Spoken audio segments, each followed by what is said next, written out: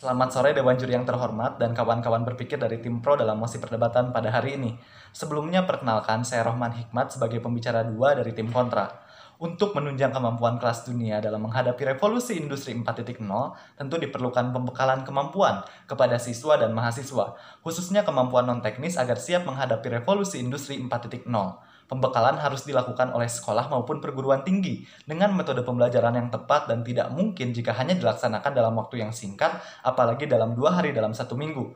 Berikut argumen yang saya akan sampaikan untuk mendukung tim Kontra dalam mosi perdebatan hari ini. Yang pertama, diperlukan penguatan kemampuan non-teknis agar dilakukan oleh sekolah dan perguruan tinggi. Tentu pihak sekolah dan perguruan tinggi memerlukan waktu lebih dari 2 hari dalam 1 minggu agar tercapainya kemampuan-kemampuan seperti berpikir kritis, komunikasi, mengelola informasi, dan penguasaan teknologi serta kemampuan lainnya dalam menunjang revolusi industri 4.0 yang serba digital. Sehingga jika kita memaksakan dalam waktu maksimal hanya 2 hari dalam 1 minggu, kita akan kalah bersaing dengan zaman yang serba digital, lalu kalah oleh revolusi industri 4.0 itu sendiri.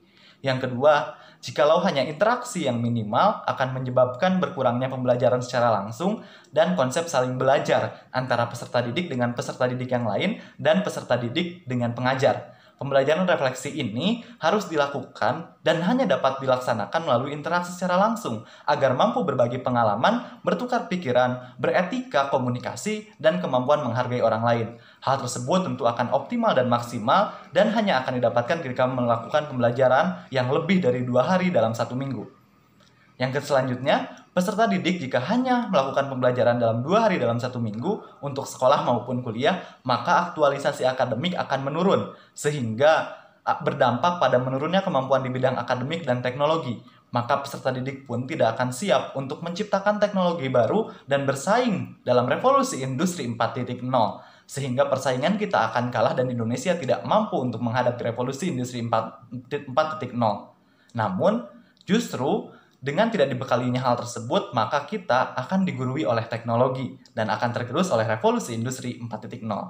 Yang selanjutnya, kesejahteraan peserta didik tidak akan tercapai karena tidak adanya pengawasan dan belum siapnya pengawasan dari perguruan tinggi maupun sekolah. Sehingga pengawasan tidak optimal dan perguruan tinggi atau sekolah pun gagal dalam menciptakan peserta didik yang mampu menghadapi dunia kerja, yang mampu menyesuaikan diri dengan tantangan zaman. Tidak ada standarisasi antara peserta didik yang satu dengan yang lain jika dibebaskan begitu saja. Peserta didik akan cenderung bermalas-malasan untuk melakukan pembelajaran karena dibebaskannya untuk sekolah maupun untuk kuliah. Khususnya dalam metode pembelajaran 2 hari dalam 1 minggu. Lalu sisa harinya akan digunakan untuk apa oleh peserta didik? Sehingga kemampuan bertanggung jawab dan kejujuran pun yang sangat penting dalam menunjang revolusi industri 4.0 tidak akan tercapai. Sekian argumen yang saya sampaikan. Terima kasih atas perhatiannya.